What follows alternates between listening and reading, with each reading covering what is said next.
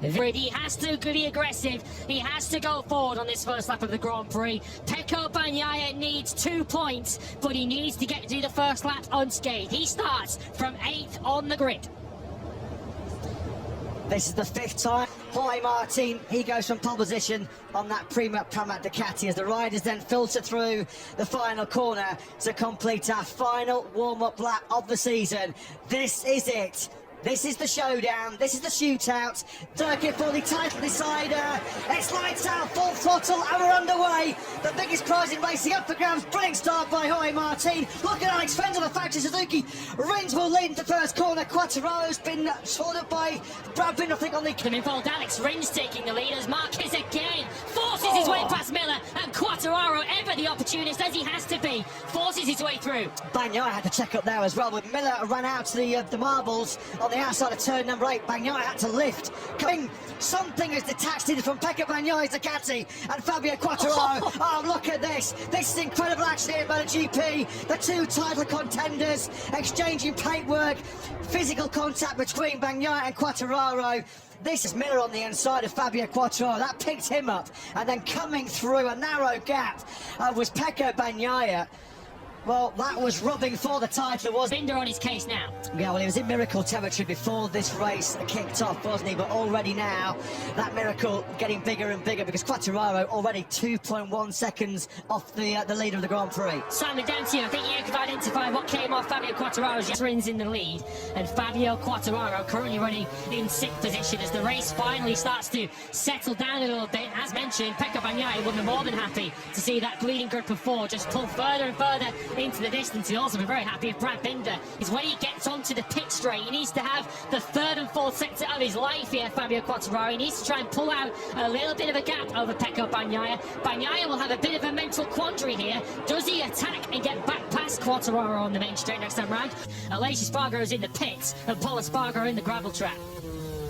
Yeah, that just compounds a miserable season, doesn't it, for Paul Espargaro. Darren Binder on his MotoGP farewell for the time being has also gone down on the R&F Yamaha machine. After just 4 laps, let's follow Fabio Quattararo over the line. He does his personal best lap of the Grand Prix at 1:31. 4:10. He's closing it. Miller on the inside, and Marques on the brake. Espargaro, obviously some kind of mechanical problem, and that is 3rd place in the World Championship, disappearing for Aprilia. He looked like he was hobbling away there from his Aprilia, so I don't know if he's had some contact and hurt himself, but either way, he's out of the Grand Prix. His teammate Maverick Vinales. They won a GP where it's so hard to make passes, hard to find clean moves around this plenty of circuits. Brad Binder sweeps it hot on the rear tyre, Pecco Bagnaia into turn 1. Somebody else was out wide as well, going through the first corner. It wasn't Joan Mir because you can see him there in 8th place. Back with Bagnaia and Binder.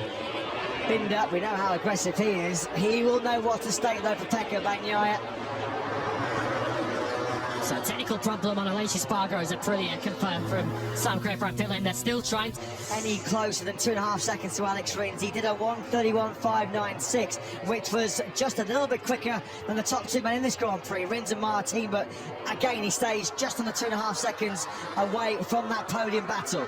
Because his rear tyre in this Valencia Grand Prix. He will lead over the line in Suzuki's swan song here. It's been a merry last dance so far for the Hamamatsu factory. Rins leads it by 0.3 of a second, starting lap 9 of 27. Go out on a high for Suzuki. Then we've got Miguel Oliveira's KTM, and then there might be a little bit of help for Pecco Bagnaia because we have Marini, Bastianini and Zarco on a trio of Ducatis, 10th, 11th and 12th. Yeah, Bagnaia will start sweating a little bit more if he can. Marques, that's Marques. Sorry, Lewis, that was Marc Marquez then. It is not going to be a podium ending to a very difficult season for the 8 times world champion. You can see how frustrated he was then. Marc Marquez down and out of the 4 seconds. Fantastic job by this man.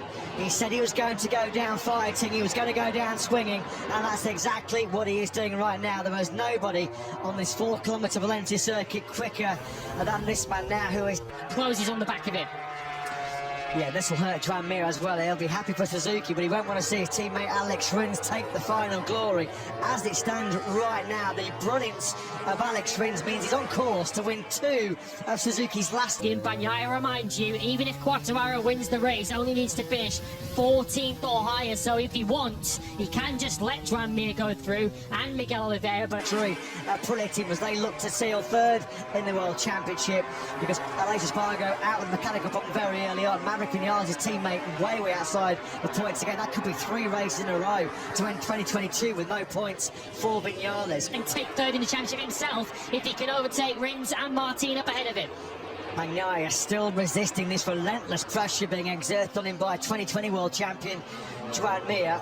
What a class of rookies the class of 2019 was, because for Brad Binder at 1:31.192 last time around. That time he took 0.3 of a second off Fabio Quartararo. The gap between those two now down to 1.1 seconds. So Oliveira, and he'll try and make the move as clean as he possibly can. He knows what's at stake for Pecco Bagnaia, but behind Oliveira are 3 Ducatis who just won't engage, will they, with Pecco Bagnaia? Surely not.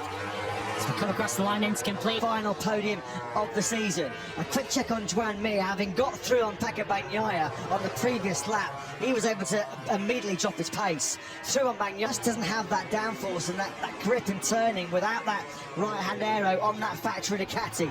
Just having done his Joan Mir, he's not going to take any risk to try and hunt down the world champion crowned here 2 years ago in Valencia. Back at the front, and Alex... Fast charging Brad Binder, who will be desperate to avoid his first winless season since he won GP world title. He's closing in quickly here on Jack Miller. Over the line, the gap was down to 0.7 of a second, but his main concern right now, though, is to work out how on earth he keeps the charging Brad Binder at bay. And here comes Binder into turn number 4.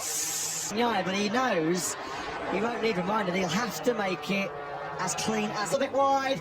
Binder's going to nick the inside line into turn number 2, and Brad Binder's stunning recovery, stunning charge continues in Valencia. Binder 4th. Quartararo needs to just keep calm here. That's not the worst piece of news actually for Quartararo. Through this tyre punishing turn number 13.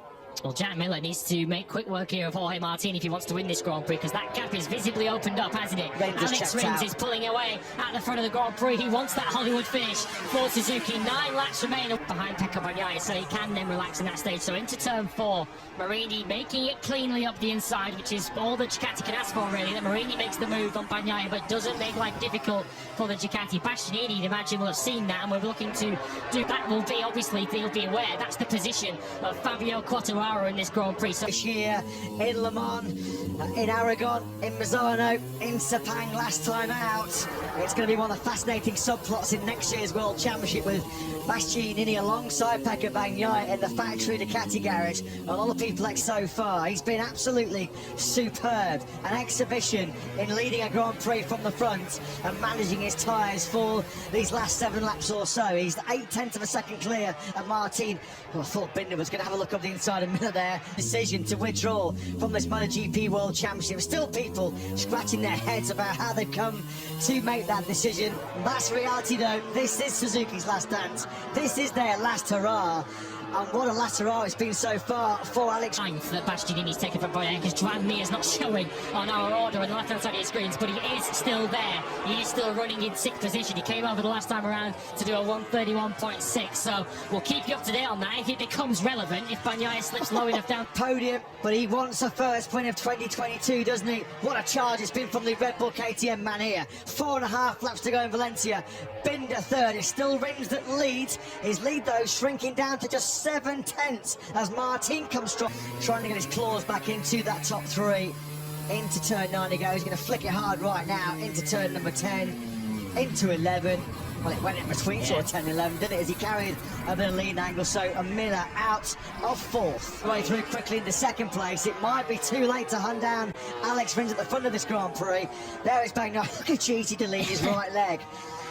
He's going to lose that guy. Martin, and then try and make up that deficit to the Suzuki up ahead of him. Whatever happens, it'll be a very, very popular race winner, and it looks as if it's going to come from this leading trio. Well, they had a celebratory party in the paddock last night, didn't they?